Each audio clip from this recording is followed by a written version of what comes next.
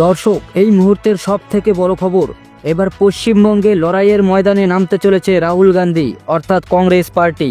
বিস্তারিত জানবো তার আগে ভিডিওটিতে অবশ্যই একটি লাইক দেবেন, চ্যানেলটিকে সাবস্ক্রাইব করবেন যাতে পরবর্তী গুরুত্বপূর্ণ খবর পোস্ট করার সাথে সাথেই আপনার কাছে পৌঁছে যায়। দিল্লির পরে এবার কংগ্রেস শীর্ষ নেতৃত্বের একাংশ পশ্চিমবঙ্গের বিধানসভা নির্বাচনেও তেড়ে ফুঁড়ে নামার কথা ভাবছেন।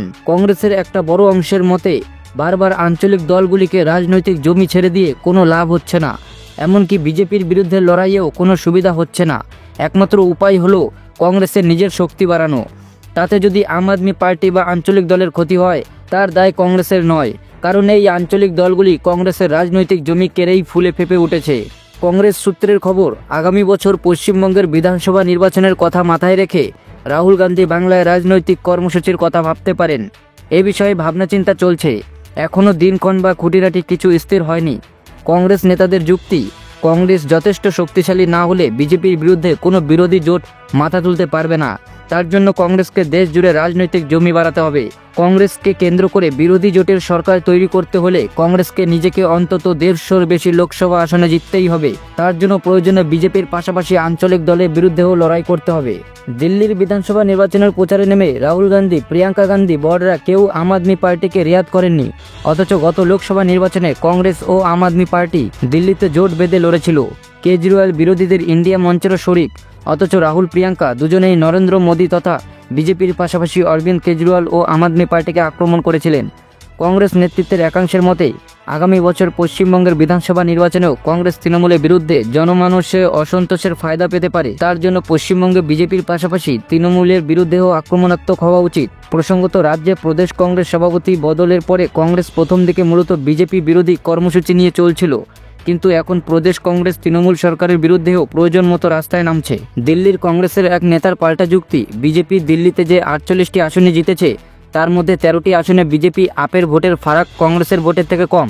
একথা ঠিক, কিন্তু বাকি 35টি আসনে বিজেপির জয়ের ব্যবধান কংগ্রেসের পাওয়া ভোটের থেকে অনেক বেশি, যার অর্থ কংগ্রেস ভোট না কাটলেও বিজেপি এই 35টি আসনে জিতে সরকার গড়ত।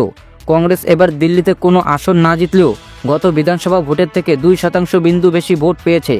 দিল্লির ওই নেতার যুক্তি, আপের সঙ্গে জোট করলে কংগ্রেসের ভোট নাও বাড়তে পারত, কারণ কংগ্রেস আপের প্রতি অসন্তুষ্ট ভোটারদের সমর্থন পেয়েছে। আপ কংগ্রেস জোট হলে সেই পুরো ভোট বিজেপির দিকে চলে যেত।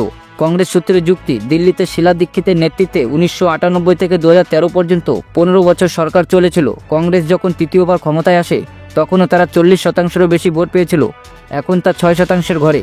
আম আদমি পার্টি দিল্লিতে যে বেড়েছে তা কংগ্রেসের ভোট কেড়েই বেড়েছে, এবার তার সামান্য অংশ কংগ্রেসের কাছে ফেরত এসেছে। আজ কংগ্রেসের এক নেতা বলেন, গোয়ার বিধানসভা নির্বাচনের পরে ভারপ্রাপ্ত নেতা পি চিদম্বরম বলেছিলেন আম আদমি পার্টি ও তৃণমূল গোয়ায় গিয়ে ভোটে লড়েছিল বলেই ভোটের বিভাজনে কংগ্রেস হেরে গিয়েছে। তখন অরবিন্দ কেজরিওয়াল তার জবাবে বলেছিলেন, গোয়ার মানুষ যাকে চাইবেন তাকে ভোট দেবেন। দিল্লির ক্ষেত্রেও একথা সত্যি, কংগ্রেস এবার ভোট বাড়িয়েছে, পরের বার আসন জয়ের অবস্থায় চলে আসবে। কংগ্রেসের প্রধান মুখপাত্র জয়রাম রমেশ বলেন, আমরা দিল্লিতে আরও ভালো ফলের আশা করেছিলাম, কংগ্রেসের ভোট বেড়েছে, আসন মেলেনি, তবে দলের কর্মীদের চেষ্টায় কংগ্রেসের রাজনৈতিক জমি বাড়বে।